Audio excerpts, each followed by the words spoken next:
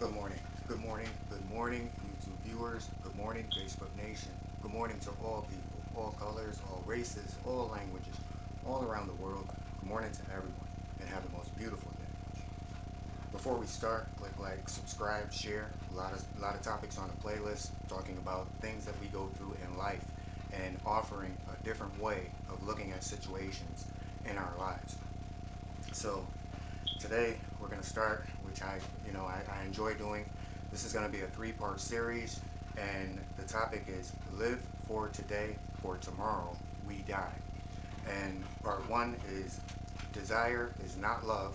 Part two would be mental health and reality. So your mental health and reality. Part three is going to discuss the direction of world governments and you. So today, before we start, I'd like to thank the new subscribers. I enjoy doing the content. As I said, I'm not in this for publicity. I'm not in this for a career. I'm not in it. What I'm here for is to share my knowledge with you and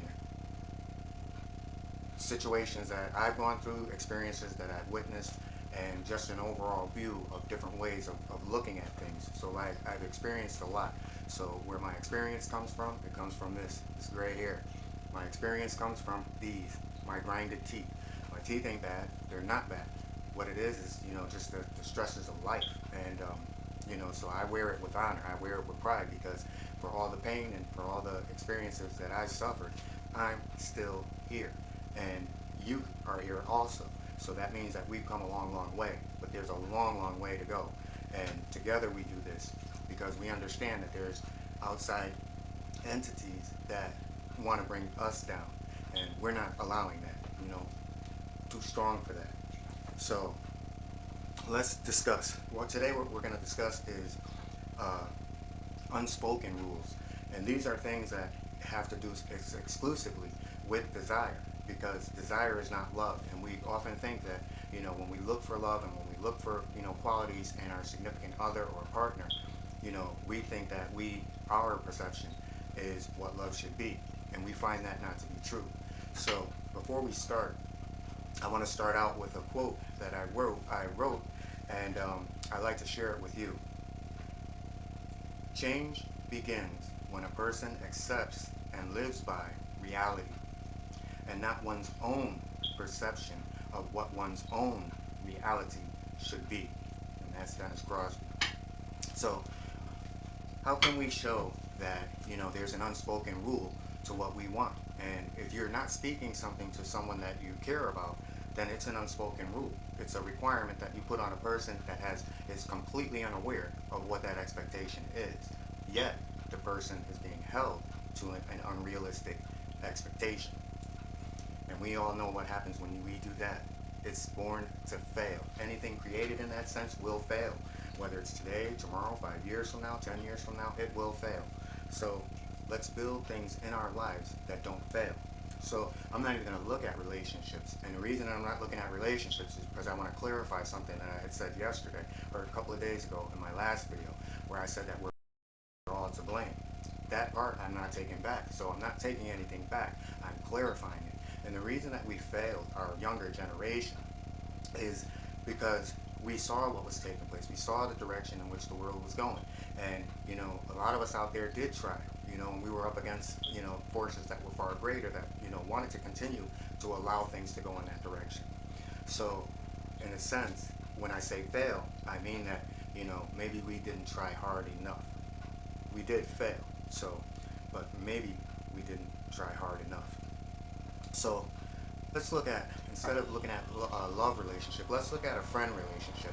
Okay, so now I'm meeting a friend, and my requirements for that friend is, well, number one, if you're going to be my friend, then you have to make over $50,000 a year. You also have to accept my dog and treat my dog with the same respect as you treat me. And then you have to deal with my family the same way as you treat me.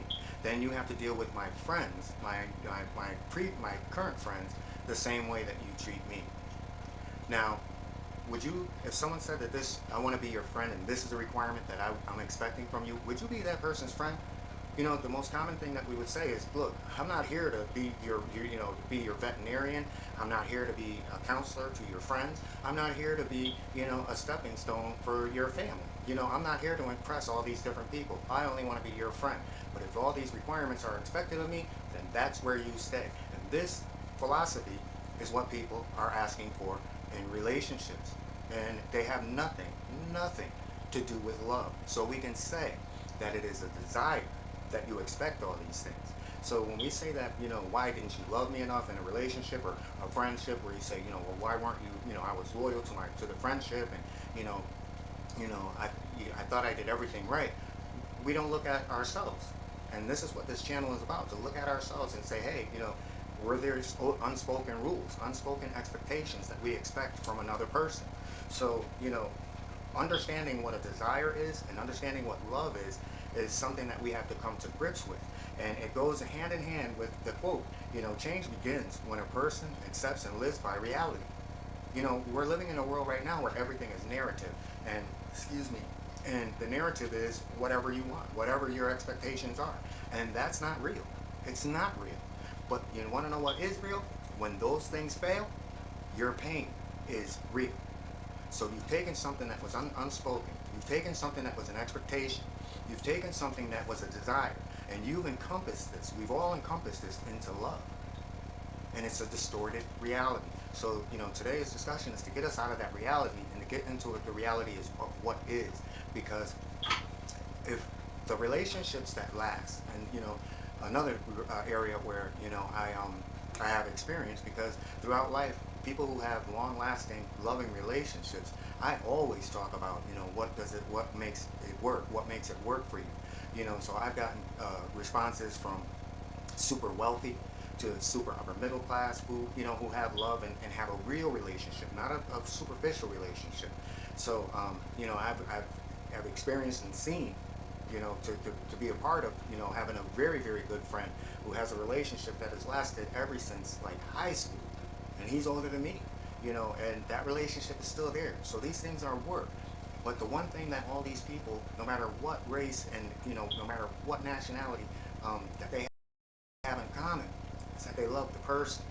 And that's all that matters. It's not money, because wealth and everything else comes from the love that you have for the person. Sadly, we don't live in a world like that. We live in a world where it's now, now, now, but then again, it's not our fault. It's a narrative that's being played out, whether it's on the media, whether it's in news, whether you have people who write books where they promote these people to the highest levels. So, we've grown to look at everyone else and what they have outside of ourselves. And now, to go back to the requirements of what a friend is, I expect in a friend. So, say the person says, okay, well, I'll be all that. I'll be the veterinarian. I'll be, whatever you want for your family. I'll be whatever you want for your friends. Okay, now I'm here. This person, how can this last? Ask yourself this. How can it last? Even if the person says, okay, I accept all this, how can it last? It cannot last.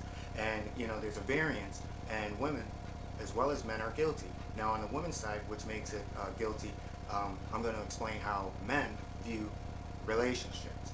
And you'll have a bunch of men that will deny it. And women, you'll be the first to say that there's truth to it. Something that, I respect from you. Men will say, yeah, I'll be the dog groomer. I'll be the friend. Whatever friend you want me to be to your friends. I'll be whatever you want me to be for your family. But wow, I'm going to enjoy laying up with you. So we're looking on hormones. We're looking on, hey, this is something I can wake up to. And that's a perception. A man, most men won't say that. They'll be like, oh, I care about you for you. No, women, but the thing is, this is where women, you're wrong, because that, this person might be the worst person in the world behind closed doors, but yet and still he grooms a dog. He's whatever you want. He's a showpiece for your friends, and he's also the showpiece for your family. But then the way he treats you behind closed doors, you're willing to accept. Whereas a man is also willing to accept a woman who's going to put a demand like that on them. So they'll say, yeah, I'll do whatever. Just reward me with this. Again, are you working on love, or are we working on desire? So part of waking up is accepting the reality as it is, because one thing that no one can escape is the laws of nature. So we know that requirements, desires, they make no sense. And if we want love in our lives, then we have to love ourselves. And we have to expect that that love is going to come. If you're loving that person enough, you're not going to throw your dog in front of the person. If you love the person enough, you're not going to throw your family. But we've grown to this narrative that you have to do A, B, and C before even getting to know you as a person. How backwards is that? So, today we wake up and, for the people that have love, we have to share these philosophies to other people who are trying to find love. So we have a responsibility too to say, hey, this is what works for me. I'm not telling you what you should do, but maybe, I'll offer you a different way of looking at, things in your life. But we live in a world again where, we're afraid to, say, imagine, when did we ever get to a point where we're in a world where we have to, we can't even say what we want to say? Think about that, So this is the reason for this discussion. So we know that any kind of unspoken rule, any kind of unspoken requirement, that's just too many areas for a love to succeed. So your love has already failed before it starts.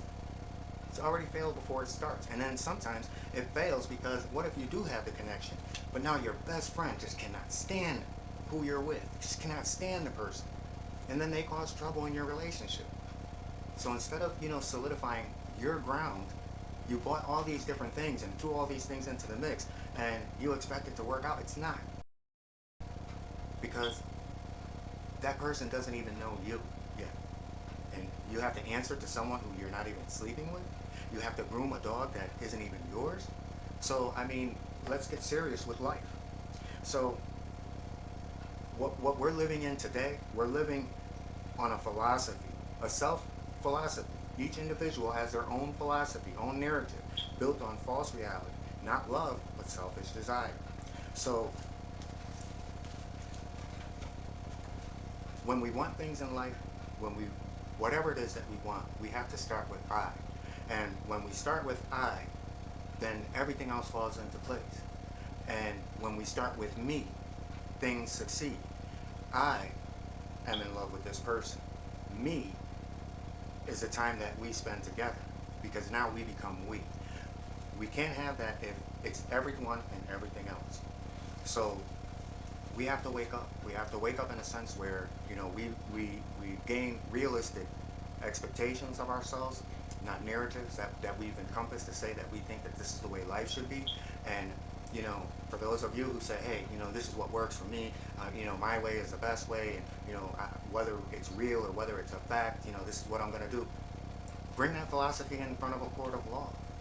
Bring that philosophy into a board meeting and on your job.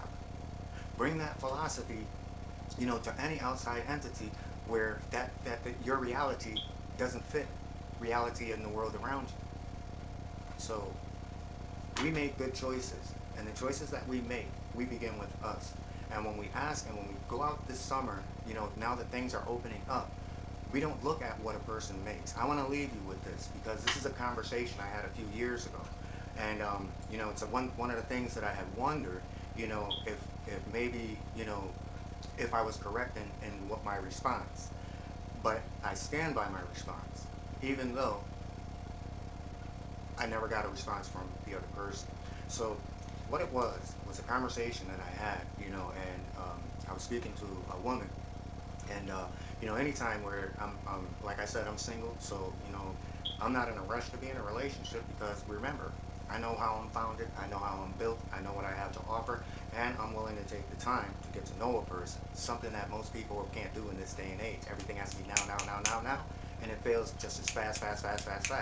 So we were in that conversation, we were talking, and we were just going back, just having small talk, and small talk shouldn't be, based on, small talk should be based on your views in life. It should be light, it should be funny, it should be humorous, it should be just an all-around feel to say, hey, it's a beautiful day, I like this conversation, can we talk again? And that's me, that's me. So the woman, at one point during the conversation, she's like, hey, I do this, I do that, and that's all good and well. And then she asked the question, she said, do you want to know what I do for a living? And my response was no. It was no. And I said, would you like to share with me what it is that you do? So it's almost like to say, is this something that you want to share? And that's a courtesy thing, because my thing is, it doesn't matter what a person does, and conversations always lead to what it is that you do, what it is that instead of getting to know the person, the qualities of the person. So we've already gone from the first initial conversation. We've already gone into what do you do. I can gauge what it is that you make. What is your social circle like? These are things that should come in time. That's just my perception. They should come in time. The beginning is this person as lighthearted as they present themselves to be? Is this that good attitude, optimistic, bubbly personality? Is this a lasting thing? And get by that part first before any conversation goes into what is personal. But we live in a time now where those things, they pretty much don't happen. And these are not faults of our own. We have to look at the generation before us, because the generation before us failed us also, because we were left to hold the bag.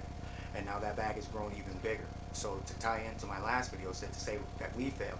We weren't the generation that failed. We're the generation that failed our era, because we were supposed to make things better for our younger generation. But one thing that it's not too late. And what I wanted to say is, what's ironic about this is that my viewers are getting younger. And these aren't coming from shares, because I see on my analytics that it's not from shared videos. It's younger people, and if you look at the graph that I had sent up to that 35 to 45 year gap group, that's a younger group. And I've also gotten direct messages off of my Facebook from even younger people, so they're getting the message. So it's not something that we can't do, but we have to become, lastly, we have to become examples of what it is that we're saying. And I'm doing my part, because I truly believe that this world can change, and it change with what we condone and what we don't condone. And what I won't condone is that that the world has to continue in the direction that it is. So this summer, everyone, when everyone's out there and they're looking for love, understand what your reality is first. Understand what your needs are first, and do not put those needs and those requirements on another person, because love is not a demand. Love is just something that is. And as long as a person is loving you, and this is for me, as long as a person cares and loves me as a person, it doesn't matter what they do for a living. It doesn't matter what they do in life. It's what they have and what they offer me.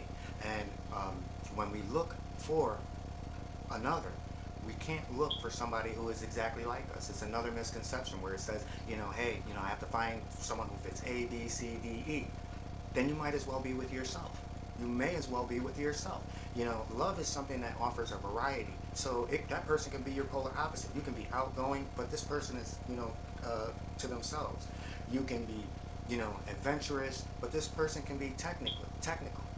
So what that allows is, it allows a variety, and your life grows, because it's constantly going in different directions. You're always experiencing and learning new things. But when you're looking for your soulmate, where you're saying they have to be your equal, then all you're going to do is keep going in one direction until you stop. I'd rather have that variety. That's just me personally. What about you, the viewer? What do you want in life? So I'm going to let everyone get going, and have the most beautiful day. Stay tuned for part 2. And with that, everyone, all around the world, all people of all languages, all races, peace and blessings.